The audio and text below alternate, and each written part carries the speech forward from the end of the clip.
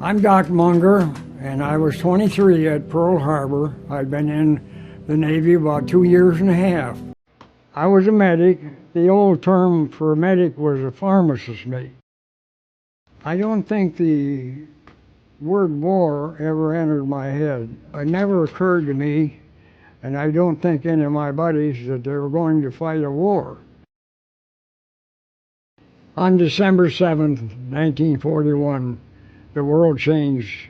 It was a beautiful Hawaiian morning, about 8 o'clock, and suddenly we heard a buzzing across the mountains, and it kept getting bigger and bigger, and we thought, well, what?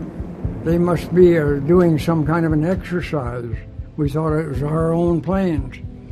But lo and behold, the planes got overhead. We looked at the wings, and there was the rising sun. But then we knew we were in trouble.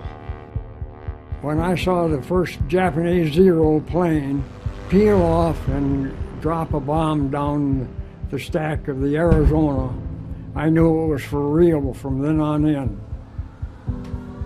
the war.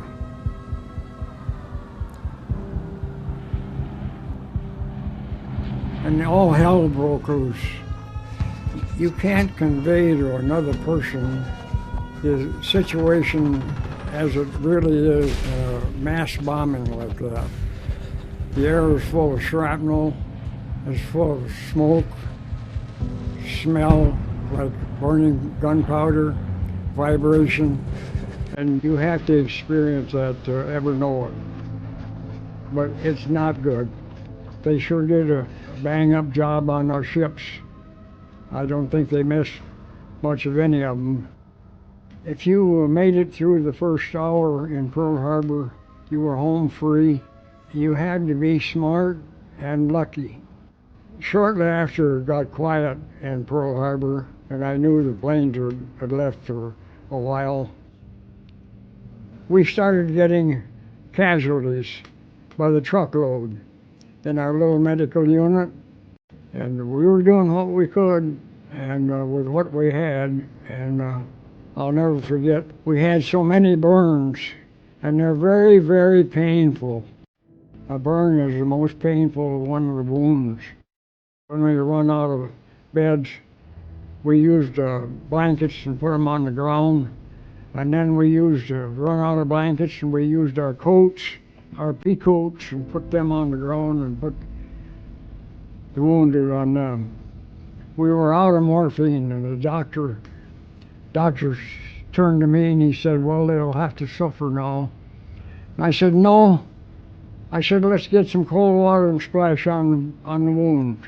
He said, a good idea. And we did that, and that gave him some comfort. Now we had a job to do, did the best we could. We got very, very little sleep for 19 days. Look on the war as a history, and you will see that everybody loses in the long run.